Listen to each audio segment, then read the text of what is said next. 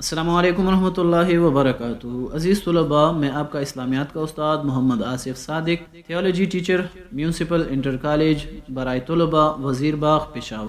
میں آپ کو اسلامیات کی کتاب برائے جماعت نہم و دہم مکمل تفصیل کے ساتھ پڑھاؤں گا۔ عزیز طلباء، آپ کو بہتر معلوم ہے کہ یہ کتاب دو حصوں پر مشتمل ہے، ایک برائے جماعت نہم اور دوسرا حصہ برائے جماعت دہم ہے۔ برائے جماعت نہم کے لیے الگ سی ویڈیوز اور اس کا الگ سا اپنا ایک پلے لسٹ ہوگا۔ برائے جماعت دہم کے لیے الگ سی ویڈیوز اور اس کا اپنا ایک پلے لسٹ ہوگا۔ سبق شروع کرنے سے پہلے ہم کتاب کی فہرست پر ایک نظر ڈالتے ہیں۔ جماعت نہم کا جو حصہ ہے اس کو 4 اجزاء پر تقسیم کیا گیا ہے۔ الجزء الاول من ہدی القرآن الکریم، اس میں سورۃ انفال کی آیت نمبر 1 تا 75 ذکر کیے گئے ہیں، جن کو 3 دروس اور پھر ہر درس کو 3 حصوں پر تقسیم کیا گیا ہے۔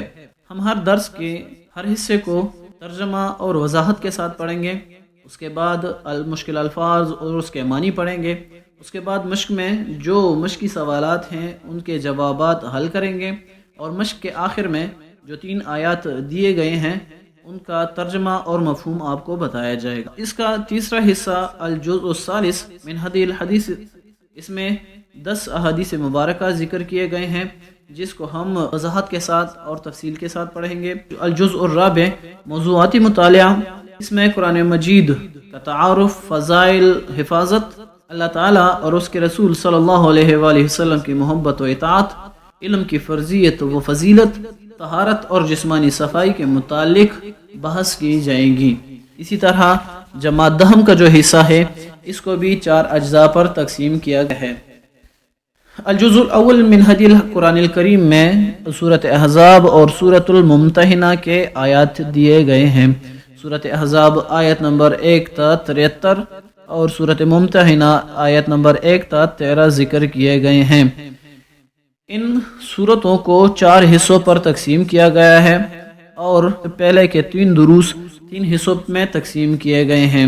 آخری کا 4 نمبر درس جو سورۃ ممتحنہ ہے اس کو 2 حصوں میں تقسیم کیا گیا ہے، اس کو بھی ہم ترجمہ اور وضاحت کے ساتھ پڑھیں گے۔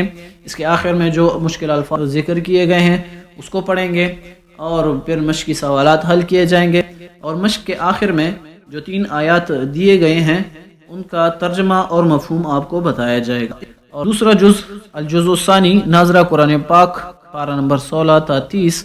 الجزء الثالث من ہدی الحدیث، اس میں بھی 10 احادیث مبارکہ ذکر کیے گئے ہیں۔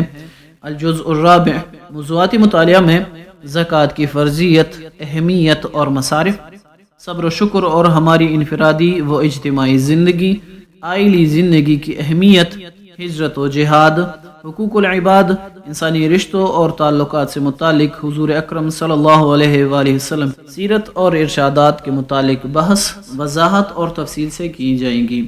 اپنی دعا میں یاد رکھے گا، ویڈیو پسند آنے کی صورت میں ویڈیو کو لائک اور شیئر کرنا نہ بھولیے گا۔ جزاک اللہ خیر۔